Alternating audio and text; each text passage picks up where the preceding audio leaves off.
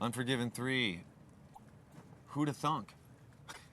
You know, Unforgiven would spawn, the story would make it to the third, Right. and who knows. But yeah, that's really one of the only songs that has continued on in Metallica albums.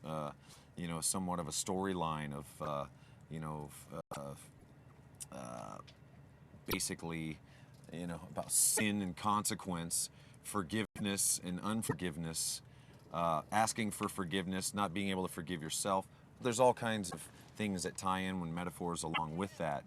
Um, this time tied in around a ship lost at sea kind of vibe. So it's got a real lonely feel to it. Really love that. You know, adrift at sea, really very lost. But also still sticking with some of the theme on how The Unforgiven was written, riff-wise and into chorus and things like that.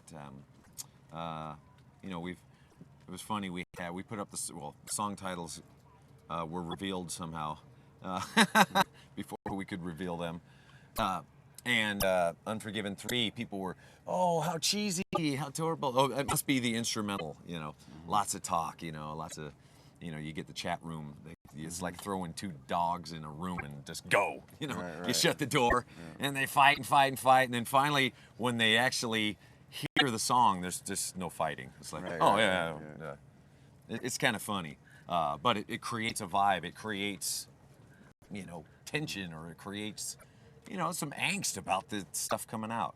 But this song is unbelievable. It moves me every time I hear it. I started off with the, you know, the intro, writing a little intro piece, hopefully really sad, not unlike Ennio Morricone, that kind of feel. And then had Rick Rubin phone in a arranger, and an orchestra basically came in and played on the song, and I think it adds a huge dimension to it. Adds a you know, powerful bit of class to Yeah, the it's song. got a great flow, and like James says, it's very dynamic. So it's a great body of music to have on this album, and kind of connected to everything else that's going on.